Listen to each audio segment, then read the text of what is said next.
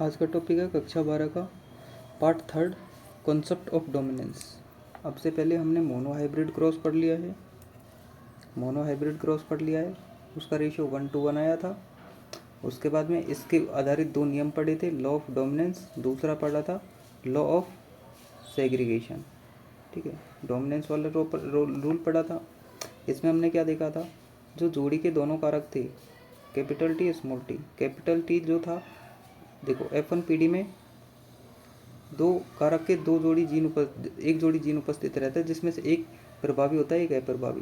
प्रभावी के कारण जो अप्रभावी अपना जो अपना गुण है वो प्रदर्शित नहीं कर पाता, हालांकि उपस्थित रहता है लेकिन प्रदर्शित नहीं कर पाता।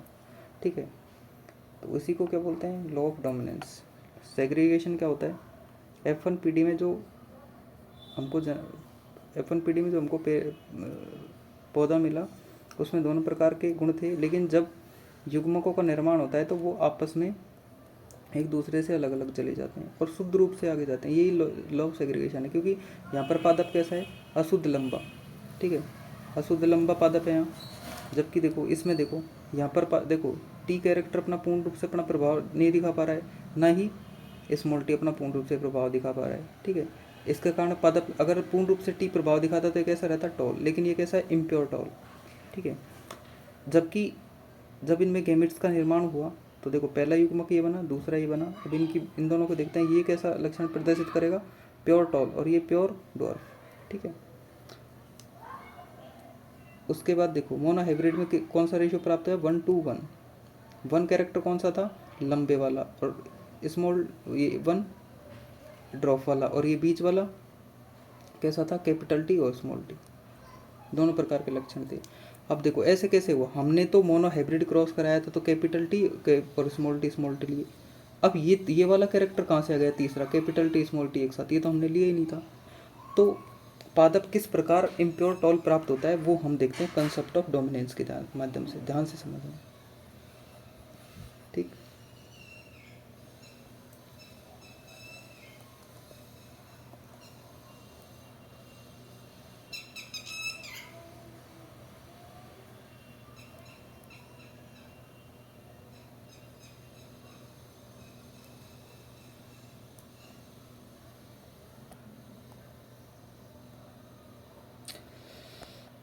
देखो प्रत्येक जीव में अभिव्यक्त होने के लिए जीन उपस्थित रहते हैं, जो क्या करते हैं, सूचना का प्रदर्शन करते हैं। जैसे जीन क्या है, डीएनए के छोटे से टुकड़े हैं। जीन से सूचना एमआरएनए के पास जाती है, एमआरएनए से प्रोटीन के पास, और प्रोटीन क्या बनाता है, एंजाइम का निर्माण करता है। और इस एंजाइम की उपस्थिति में सभी अभिकारक किस में बदल जाते हैं बेटा, उत्पाद में।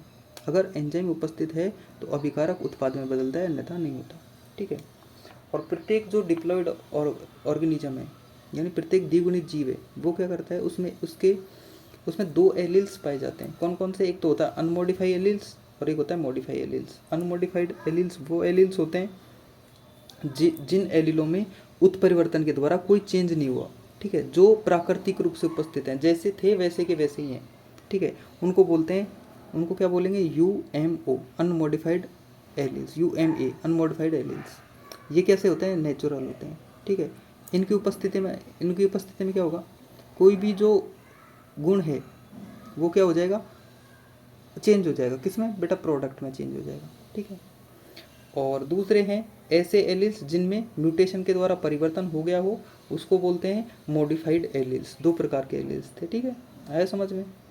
अब जो अनमोडिफाइड एलिल्स हैं ये प्राकृतिक रूप से उपस्थित हैं, इनके द्वारा सूचना जाएगी और क्या, किसका निर्माण हो जाएगा,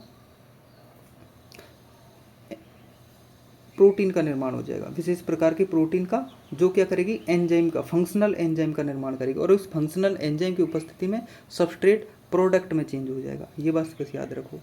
ठीक है, अनमोडिफाइड और एलिल्स प्राकृतिक रूप से जीव में उपस्थित रहते हैं, जो क्या करते हैं, विशेष प्रकार के प्रोटीन का निर्माण करते हैं। और वो प्रोटीन क्या करती है, सब देखो जीव के सबस्ट्रेट को प्रोडक्ट में चेंज करेगी। वो कैसे करेगी वो देखते हैं।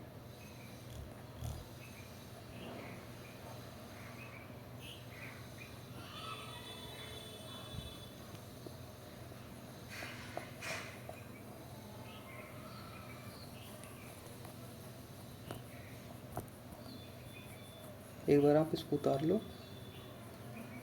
फिर अगला स्लाइड।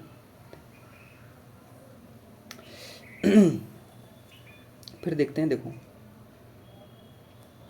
जो नॉन फंक्शनल, जो मॉडिफाइड एलील है, दो प्रकार के एंजाइम प्रोड्यूस करती है। पहला है लेस एफिशिएंट, यानी कम प्रभावी। या तो देखो मॉडिफाइड एलील्स है, मॉडिफाइड एलील्स है, अनमॉडिफाइड तो पूर्ण रूप से एंजाइम का निर्माण कर रही थी, जिसके कारण सबस्ट्रेट प्रोडक्ट में चेंज होगा ही होगा। और अनमॉडिफाइड के दो चांस है, या तो करेगी तो हल्का मात्रा में करेगी, जिसके कारण बहुत कम परिवर्तन आपको देखने का मिलेगा। दूसरा है नो चेंज, नो चेंज तो होता ही है। अगर मान लो, या तो केस होगा कि बहुत कम मात्रा में एंजाइम प्रोड्यूस करे, जिसके कारण सबस्ट्रेट बहुत ही लेस मात्रा में प्रोडक्ट में चेंज होगा। और दूसरा है कि एंजाइम ही ना बनाए, दूसरा केस ये है। उस उपस्थिति में सबस्ट्रेट प्रोडक्ट में चेंज ही नहीं हुआ, इससे बहुत कम मात्रा में हो जाएगा, जिसके कारण फिनोटाइप में परिवर्तन आ जाएंगे जीव में। ठीक है, अब देखते हैं एक प्रयोग के द्वारा इसको समझते हैं, तब अच्छे से समझ आएगा।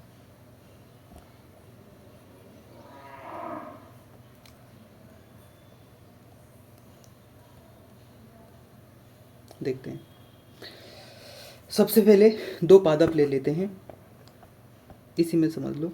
सबसे पहले दो पादप लिए, एक पादप लिया कैपिटल टी और दूसरा लिया था स्मॉल टी। आप देखो मोनोहाइब्रिड में हमको रेशियो क्या प्राप्त हुआ था, 1:1। ये कौन से पादप थे, ये कौन से पादप थे, टी। ये कौन से थे, कैपिटल टी स्मॉल टी। ये कौन से थे, स्मॉल टी। जबकि हमने क्रॉस कराते वक्त तो दो ही प्रकार के लिए थे। अब ये तीसरा प्रकार का रेशियो कहाँ से मिला हमको, ये समझने के लिए हम ये देखते हैं। देखो दोनों के दोनों कैसे हैं, अनमॉडिफाइड एलील्स हैं। ठीक है, जो जैसे पेरेंट्स में थे वैसे के वैसे हैं, यानी इनमें किसी भी प्रकार का एलील्स में चेंज नहीं हुआ। अब किसी भी प्रकार का चेंज नहीं हुआ, यानी प्राकृतिक रूप से प्रेजेंट है, तो क्या फंक्शनल प्रोटीन का निर्माण करें, फंक्शनल प्रोटीन का निर्माण करेंगे। और फंक्शनल प्रोटीन क्या है, फंक्शनल एंजाइम है। और आपको मैंने बताया था एंजाइम की उपस्थिति में सबस्ट्रेट जल्दी से प्रोडक्ट में चेंज हो जाएगा ना। इनके अंदर किसका गुण है, कैरेक्टर किसके हैं, ये कैरेक्टर है बेटा प्लांटाइड के। और प्लांटाइड के दो ट्रेड थे, एक तो ये कैपिटल टी और स्मॉल टी, दोनों प्रकार के ट्रेड उपस्थित थे। ठीक है, अब बताओ ये लंबाई को प्रदर्शित कर रहे हैं कैरेक्टर। अब बताओ, अब ये तो है सबस्ट्रेट, लंबाई को प्रदर्शित कर रहा है। लंबाई कौन सी, लंबी वाली, लंबाई लंबी वाली। ठीक है, तो देखो जिसके कारण सबस्ट्रेट है, अब ये किस में चेंज हो जाएगा, प्रोडक्ट में। ये क्या कर देगा, एक्सप्रेस होके पादप की लंबाई को दर्शा देगा। देखो कैसे, इसी के कारण देखो एंजाइम बना। एंजाइम ने क्या किया, पादप के गुण कौन सा था, लंबाई वाला, लंबाई को किस में परिवर्तित कर दिया, उसके फिनोटाइप को एक्सप्रेस कर दिया, जिसके कारण पादप कैसा हो गया, लंबा। अब देखते हैं ये बीच वाला हमको मिलता है, इसमें एक कैपिटल टी एक स्मॉल टी है। ये तो पादप में कैसा था, अनमॉडिफाइड, यानी प्राकृतिक रूप से था। अब ये जो एलील्स है फिर से क्या करेगा, फंक्शनल एंजाइम का निर्माण करेगा, जिसके कारण पादप फिर से लंबाई की बढ़ जाएगी। और दूसरा है स्मॉल टी, ये कौन सा बेटा, मॉडिफाइड एलील्स है, इसमें परिवर्तन हो गया। अब मॉडिफाइड एलील्स है तो क्या मैंने क्या बोला था, फंक्शनल एंजाइम नहीं बनाएगा। और फंक्शनल एंजाइम नहीं बनाएगा तो जो पादप की लंबाई है उसमें कोई चेंज नहीं आएगा, क्योंकि सबस्ट्रेट प्रोडक्ट में चेंज नहीं हो रहा है। जब सबस्ट्रेट प्रोडक्ट में चेंज नहीं हो रहा था, पादप की लंबाई में कोई फर्क नहीं पड़ेगा। पादप बोना था स्टार्टिंग में वैसा कि वैसा रह जाएगा।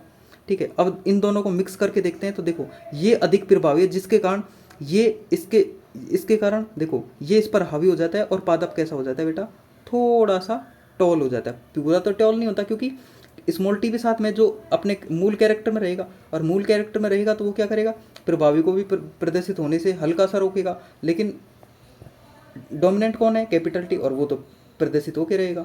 ठीक है, अब है स्मॉल टी। ये दोनों कैसे हैं बेटा, बहुत अनमोडिफाइड एलील्स हैं। अब बहुत अनमोडिफाइड एलील हैं तो नॉन फंक्शनल एंजाइम का निर्माण करेंगे। अब जब एंजाइम निर्मित नहीं होगा तो आप बताओ सबस्ट्रेट प्रोडक्ट में चेंज होगा क्या, नहीं।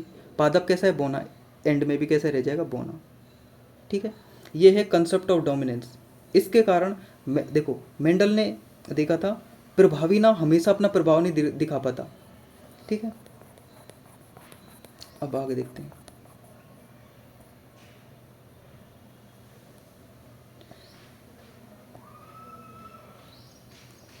अब है देखो मोनोहाइब्रिड क्रॉस था, उसमें उस पे दो नियम आधारित थे। लॉ ऑफ कौन सा था, डोमिनेंस। लॉ ऑफ डोमिनेंस पर तीन नियम आधारित थे, सॉरी एक्सेप्शन थे डोमिनेंस के। कौन कौन से, इनकम्प्लीट डोमिनेंस, दूसरा था कोडोमिनेंस, तीसरा था मल्टीपल एलिज्म। तीसरा तो कौन सा था, मल्टीपल एलिलिज्म, ठीक है। और अब देखते हैं हम सबसे पहले इनकम्प्लीट डोमिनेंस क्या होता है, ठीक है।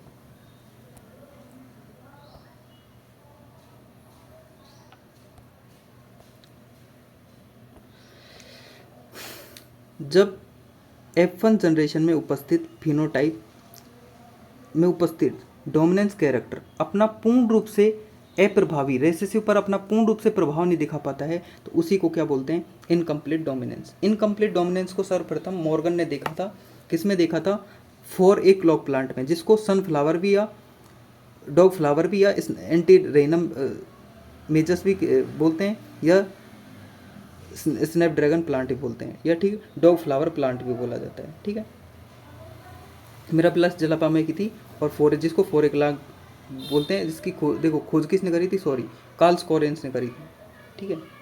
अब देखो इसमें 3 प्रकार के पादप इन्होंने क्रॉस में लिए थे, कौन कौन से, रेड वाइट, 2 प्रकार के लिए थे, रेड और वाइट, ठीक है। और रेड और वाइट को लेके क्रॉस कराया था, क्रॉस करा के देखते हैं। देखो सबसे पहले इसने लिए थे रेड, रेड पादप लिए थे और वाइट लिए थे, ठीक है, वाइट रोज। तो रेड को किससे प्रदर्शित किया था, कैपिटल आर, और वाइट को स्मॉल आर से। अब इन दोनों के गैमेट बना लो, क्या बनेंगे, कैपिटल आर और उसके स्मॉल आर। अब इन दोनों के बीच में क्रॉस कराया तो F1 जनरेशन हमको क्या मिली, कैपिटल आर और स्मॉल आर। अब इसमें सेल्फ पॉलिनेशन, इसमें देखो क्रॉस पॉलिनेशन के द्वारा F1 प्राप्त होता है, हमेशा आप जानते हो, और ये सेल्फ पॉलिनेशन के द्वारा क्या प्राप्त होगी, F2। तो देखो कैपिटल आर और स्मॉल आर, इन दोनों के जब बीच में जब क्रॉस कराया तो कौन कौन से लक्षण मिले, R R, capital R small R, और दूसरा स्मॉल आर। ये कौन से थे, एक ये थे, ये 2 ये थे, और एक ये थे, ठीक है। ये किसको प्रदर्शित कर रहे थे, पादप के फूल के लाल रंग को, और ये किसको प्रदर्शित कर रहे हैं, फूल के वाइट कलर को, ये रेड कलर को, ये वाइट कलर को। और देखो अगर मान लो ये लॉ ऑफ डोमिनेंस इसमें लागू होता तो ये वाला जो था बीच वाला इंटरमीडिएट था, हमको कैसा प्राप्त हो रहा था, लॉ ऑफ इनकम डोमिनेंस में कौन सा प्राप्त हो रहा था, इंटरमीडिएट हाइट का। अगर मान लो लॉ ऑफ डोमिनेंस यहाँ लागू होता तो हमको ये पादप भी कैसा मिलता, हल्का बताओ, लाइट रेड मिलता कि नहीं मिलता, ये रेड है तो ये रेड मिलता, क्योंकि ये प्रभावी है, इसके पूर्ण रूप से प्रभाव हो जाता है, इसके प्रभाव को दबा देता, हल्का तो दबा देता, फिर भी हमको कैसा मिल रहा है, दिखाई देता है रेड लाइट, जबकि ये कैसा है, गुलाबी, जबकि ये कैसा दिखाई दे रहा है हमको, गुलाबी कलर का, ठीक है। ये पादप हमको कैसा दिखाई दे रहा है, गुलाबी दिखाई दे रहा है, ठीक है, गुलाबी कलर का दिखाई देगा, पिंक, ठीक है, पिंक दिखाई देगा। यानी जो बीच वाला इंटरमीडिएट आया वो इस वाले और इस वाले दोनों कैरेक्टरों के संयोजन से प्राप्त हुआ, यानी इसने भी अपनी भागीदारी दिखाई और इसने भी अपनी भागीदारी दिखाई। इसका मतलब क्या हुआ कि लॉ ऑफ डोमिनेंस यहाँ पर फेल हो गया, किसमें, इनकम्प्लीट डोमिनेंस में। अगर ये रहता इनकम्प्लीट डोमिनेंस वाला लॉ इसमें लागू होता तो ये कैसा प्लांट प्राप्त होता हमको, F2PD का कैसा होता, लाइट रेड, जबकि ये कैसा हुआ है, पिंक, क्योंकि दोनों के संयोजन से उत्पन्न हुआ है वो गुण, ठीक है। ये क्या है, इनकम्प्लीट डोमिनेंस, यानी प्रभावी जो कैरेक्टर है अपना प्रभाव पूर्ण रूप से नहीं दिखा पाता, उस देखो प्रभाव दिखाने के लिए अप्रभावी है वो भी अपनी हिस्सेदारी रखता है, इसी को क्या बोला था, इनकम्प्लीट डोमिनेंस। और उसकी खोज की थी कार्ल कोरेंस ने, और किसने की थी, किसमें की थी, मेरा बिलिस जलापा, जैसे फोरोक्लोक प्लांट भी बोलते हैं। जब इसको उतार लो फिर आगे चलते हैं। अब है देखो ये क्रॉस ये सेम करा रखे, रेड रेड लिए, देखो रेड प्लांट लिया पेरेंट्स के रूप में, फिर आर, फिर इनके ये क्या बनाया, गेमिट्स बना लिया, गेमिट्स क्या बनेगा, एक एक बन जाएगा आर आर, क्योंकि दोनों समान प्रकार के हैं युग्मक, तो एक एक आ जाएगा। F1 जनरेशन में आर और स्मॉल आर बना, अब दोनों की सेल्फिंग कराई तो कौन कौन से गेमिट्स बन गए, capital R small R, capital R small R, ये मेल की तरह यूज कर लो, इसको फीमेल की तरह, दोनों में क्रॉस कराओ तो देखो आर आर और स्मॉल आर ये प्रकार के देखो ये मिले, और इंटरमीडिएट ये मिला और ये दोनों सेम मिले तो बीच में रख दिए। ये किसको प्रदर्शित कर रहे थे, वापस से रेड रंग को, ये पिंक कलर को, और ये वाइट कलर को, ठीक है। अगर इसमें लॉ ऑफ डोमिनेंस लागू होता तो हमको बीच में कैसा रंग प्राप्त होता, लाइट रेड। अब लाइट रेड नहीं हुआ है, और जबकि जो पिंक है वो किस किस का मिक्सचर है, वाइट का और रेड का। इसका मतलब क्या हुआ, लॉ ऑफ डोमिनेंस पूर्ण रूप से लागू नहीं हुआ, दोनों का इंटरमीडिएट हमको मिल गया। अब आगे चलते हैं। अब है कोडोमिनेंस। कोडोमिनेंस क्या होता है, जब जोड़ी के दोनों कारक अपना प्रभाव बराबर हिस्सेदारी के साथ निभाते हैं, उसी को क्या बोलते हैं, कोडोमिनेंस। यानी लक्षणों की अभिव्यक्ति के लिए F1 जनरेशन में उपस्थित दोनों कारकों का एक साथ उपस्थित होना जरूरी है। अगर वो एक साथ उपस्थित हैं तो ही अगली पीढ़ी में कैरेक्टर एक्सप्रेस होगा। ठीक है, जैसे कि मानव में ब्लड ग्रुपिंग, जैसे मान लो ब्लड ग्रुप ए की चर्चा करते हैं, एक उदाहरण लेते हैं, ब्लड ग्रुप ए जैसे ब्लड ग्रुप है, इसका एक्सप्रेशन कब होता है, जब IA और IB दोनों, IA और IA दोनों जीन अगर एक साथ उपस्थित हैं तो ही ब्लड ग्रुप ए आएगा। अगर मान लो IA जीन अकेला उपस्थित है तो ब्लड ग्रुप ए कभी भी एक्सप्रेस नहीं होगा। ठीक है, कारकों का दोनों का एक साथ उपस्थित रहना बहुत जरूरी है। जैसे देखो आई अकेला ब्लड ग्रुप ए का एक्सप्रेशन नहीं कर सकता, इसके लिए दूसरा जोड़ी का हमको दूसरा रेसिसिव कैरेक्टर भी हमको चाहिए। अब क्या करेगा, ब्लड ग्रुप ए का निर्धारण करेगा। यानी लक्षणों की अभिव्यक्ति के लिए प्रभावी और अप्रभावी दोनों कारकों का जोड़ी में होना, उपस्थित होना जरूरी है। तो इसे ही कहते हैं कंसेप्ट ऑफ कोडोमिनेंस। लक्षणों की साथ साथ अभिव्यक्ति प्रभावी व अप्रभावी दोनों के कारण होती है और दोनों उपस्थित रहने चाहिए। ठीक है, इसमें भी ये लिखा हुआ है, आई जीन रेसेसिव है, IA जीन डोमिनेंट एलील है और ये भी डोमिनेंट एलील है। ठीक है, अगर मान लो, देखो पूरा समझाता हूँ, अगली स्लाइड में ब्लड ग्रुप का पूरा एक्सप्रेस किया हुआ है, वो देखते हैं, इसी को वहाँ अच्छे से समझाया हुआ है।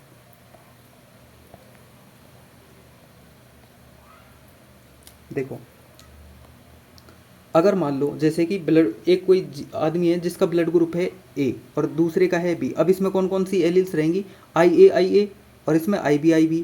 और देखो अब गैमेट बनेगा तो दोनों जीन समान प्रकार के, तो IA इसमें से आ जाएगा और IB यहाँ से आ जाएगा। अब दोनों का क्रॉस हुआ तो कौन सा ब्लड ग्रुप बना, कौन कौन से जीन आ गए F1 में, IA और IB।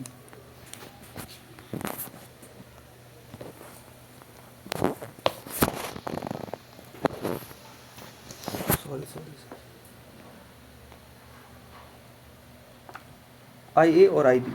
ठीक है, तो देखो दोनों की जब साथ उपस्थिति तो कौन सा ब्लड ग्रुप आ गया, AB। जबकि देखो इंडिविजुअल रूप से IA किसको रिप्रेजेंट कर रहा था, ब्लड ग्रुप A को, और ये किसको रिप्रेजेंट कर रहा था, ब्लड ग्रुप A को। जब दोनों की अभिव्यक्ति एक साथ हो गई, ना अकेला IA किसी भी ब्लड ग्रुप को एक्सप्रेस कर पाएगा, ना अकेला भी IB किसी भी ब्लड ग्रुप को एक्सप्रेस कर पाएगा। लेकिन जब दोनों एक साथ उपस्थित हैं तो ए भी ब्लड ग्रुप को एक्सप्रेस करेंगे। यही क्या है, कोडोमिनेंस। अगर दोनों लक्षणों की अभिव्यक्ति साथ साथ होती है तो एक नए लक्षण की अभिव्यक्ति हमको दिखाई देती है, वही क्या है, कोडोमिनेंस। ठीक है, अब ये NCERT में एक उदाहरण है, पीछे दिया हुआ है, उसको देख लेना, इसी क्रॉस पे आधारित है, सोल्व कर लेना, सिंपल है, हो जाएगा। चाहो तो, नहीं तो छोड़ भी देना, आप छोड़ भी सकते हो, इसको लिखना नोट्स में ज़रूरी है नहीं। ठीक है, बहुत ईजी, आप करके देखना।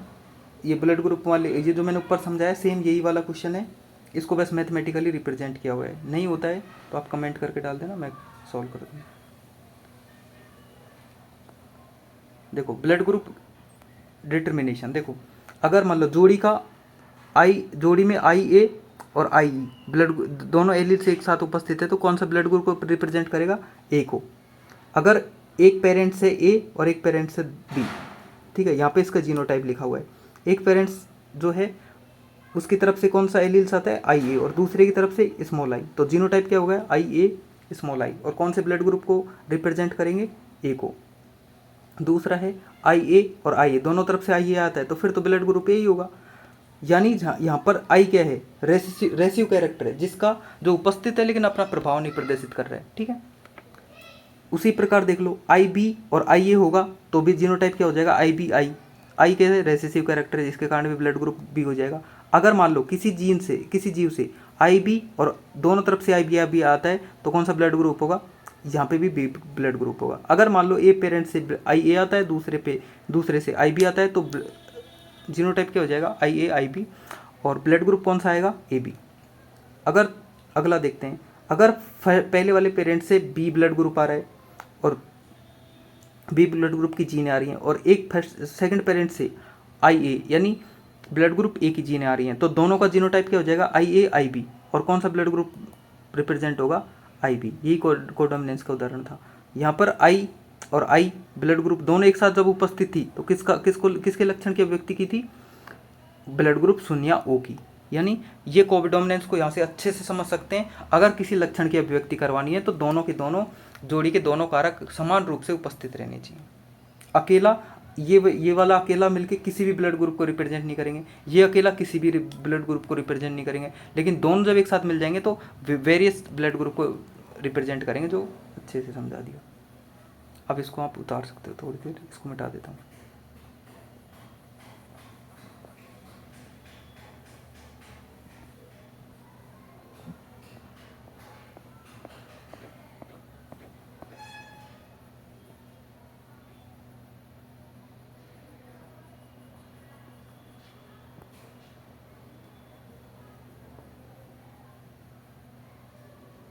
ठीक है, अगला वो देखते हैं स्लाइड। अब है मल्टीपल एलिलिज्म। हेडिंग है मल्टीपल एलिलिज्म। ठीक है, अगर किसी लक्षण की अभिव्यक्ति के लिए जब एक या एक से अधिक, दो या दो से अधिक जीन उपस्थित हो तो उसी को क्या बोलते हैं, मल्टीपल एलिलिज्म। जैसे ब्लड ग्रुप AB हो, देखो ब्लड ग्रुप A की अभिव्यक्ति किससे हो रही है, IA और दूसरा IA और I के द्वारा। ठीक है, ये क्या कर रहे हैं, दो देखो ये जीनोटाइप, ये एलील्स भी ब्लड ग्रुप A को रिप्रेजेंट कर रहे हैं और ये एलील्स भी ब्लड ग्रुप A को रिप्रेजेंट कर रहे हैं। ब्लड ग्रुप B को रिप्रेजेंट करने के लिए IB IB IB I, तीन देखो। तो जब एक से अधिक जीन्स मिलकर किसी एक लक्षण का निर्धारण करते हैं तो उसको बोलते हैं मल्टीपल एलिलिज्म, जो अपवाद है किसका, लॉ ऑफ डोमिनेंस का। लॉ ऑफ डोमिनेंस ने क्या बोला था, जोड़ी में दो ही कारक उपस्थित होंगे जिसमें से एक प्रभावी और एक अप्रभावी होगा, जबकि मल्टीपल एलिलिज्म में ऐसा देखने को नहीं मिलता। लक्षण की अभिव्यक्ति तभी होगी जब एक से अधिक एलिल्स यहाँ पर उपस्थित होंगे। ठीक है, ये है मल्टीपल एलिलिज्म। जो उदाहरण क्या लिख दोगे, मानव में पाए जाने वाला ब्लड ग्रुप। जैसे देखो ब्लड ग्रुप A, ये देखो इसका कौन कौन से एलिल्स हैं, IA I, और ब्लड ग्रुप B जिसका कोई पर्सन है जिसका ब्लड ग्रुप है वो, उसको कौन कौन से जीन कंट्रोल करेंगे, IA I, और ब्लड ग्रुप C को IB I, यानी I किस में, सब में प्रेजेंट है। ठीक है, आगे बात समझ में। अब आगे स्लाइड देखो, लक्षणों की अभिव्यक्ति एक से अधिक जीनों की उपस्थिति में होना क्या कहलाता है, मल्टीपल एलिलिज्म। अब तीसरा एग्जाम्पल है स्टार्च ग्रेन्यूल्स इन सीड। देखो इसको ध्यान से देखना, यानी एक जीन है जो क्या करेगी, एक जीन है जो एक से अधिक लक्षणों को क्या कर रही है, कवर कर रही है। जैसे कि मान लो हम देखते हैं बीज में स्टार्च के कण का संचयन और उसका आकार। देखो यहाँ पर दो एलील्स हैं, ब्लड देखो जीन A और जीन B। जीन A के कारण क्या होगा, स्टार्च कण में जो स्टार्च का सिंथेसिस होगा वो प्रॉपर होगा। अब किसी कण में मान लो स्टार्च का सिंथेसिस हो रहा है तो बताओ वो खुद ही ऑटोमेटिक आकार में कैसा हो जाएगा, राउंड। और देखो B कैरेक्टर किसको प्रेजेंट कर रहा है, ऐसा बीज जिसमें प्रॉपर रूप से स्टार्च का सिंथेसिस नहीं हो रहा है, तो वो कैसा होगा, हल्का राउंड होगा, रिंकल्ड हो जाएगा। ठीक है, तो देखो एक प्लांट है BB जो देखो जिसमें क्या है, स्पष्ट रूप से क्या हो रहा है, स्टार्च के कण का संश्लेषण हो रहा है, जिसके कारण मटर का बीज है वो कैसा हो जाएगा, राउंड तो होगा। देखो स्टार्च के कण का संचयन तो होगा, एक कैरेक्टर तो कौन सा हो गया, स्टोर ऑफ स्टार्च ग्रेन्यूल्स, दूसरा वो खुद भी राउंड हो जाएगा। यानी एक ही जीन है B जो क्या कर रहा है, स्टार्च के कण का संश्लेषण कर रहा है, साथ साथ में क्या हो रहा है, स्टार्च के कण जो बीज है वो गोल या रिंकल्ड हो रहा है। तो एक ही जीन दो कैरेक्टर को रिप्रेजेंट कर रहा है। देखो सीड शेप को और दूसरा स्टार्च ग्रेन साइज को। ठीक है, अब क्रॉस करा के देखते हैं कैसे। देखो एक बीज है, एक जीन है BB वाला, ये क्या कर रहा है, इसके कारण बीज कैसा है, राउंड है और स्टार देखो इसमें बीबी जीन के कारण स्टार्च का सिंथेसिस हो रहा है बीच में, जिसके कारण बीज गोल हो गया, और जीन बी के स्मॉल बी के कारण स्टार्च का प्रॉपर रूप से संश्लेषण नहीं हो रहा है, जिसके कारण बीज कैसा हो गया, रिंकल्ड। अब इन दोनों का क्रॉस करवाया तो हमको क्या मिला, इंटरमीडिएट, जिसमें देखो सीड शेप कैसा है, राउंड है, यानी डोमिनेंट कैरेक्टर आएगा, और दूसरा स्टार्च कण कम संचित हुए हैं, ठीक है। तो ये किसका उदाहरण हो गया, इनकम्प्लीट डोमिनेंस का, और ये किसका उदाहरण हो गया, डोमिनेंस का। यानी एक ही कैरेक्टर के द्वारा दो लक्षणों की अभिव्यक्ति हो रही है। देखो यहाँ पर लॉ ऑफ डोमिनेंस, देखो स्टार्च के कण का संचयन तो हुआ लेकिन इतना नहीं हुआ, लेकिन हुआ, यानी 80% हुआ, तो बीज कैसा रह जाएगा, बीज कैसा जाएगा, गोल। तो यहाँ पर कौन सा नियम लागू हो गया, लॉ ऑफ डोमिनेंस, यानी डोमिनेंस तो पूरा है, उसने अपना प्रभाव दिखाया, पूरा नहीं दिखाया लेकिन दिखाया तो है। और दूसरा स्टार्च के कण का प्रॉपर संश्लेषण ना होने के कारण बीज पूर्ण रूप से गोल नहीं हुआ, ठीक है, सॉरी गोल तो हुआ लेकिन स्टार्च के कारण प्रॉपर संचित नहीं हुए, इसके कारण ये उदाहरण किसका हो गया, इनकम्प्लीट डोमिनेंस का, ठीक है। मिलते हैं अगली वीडियो में, इसको थोड़ा उतार लो।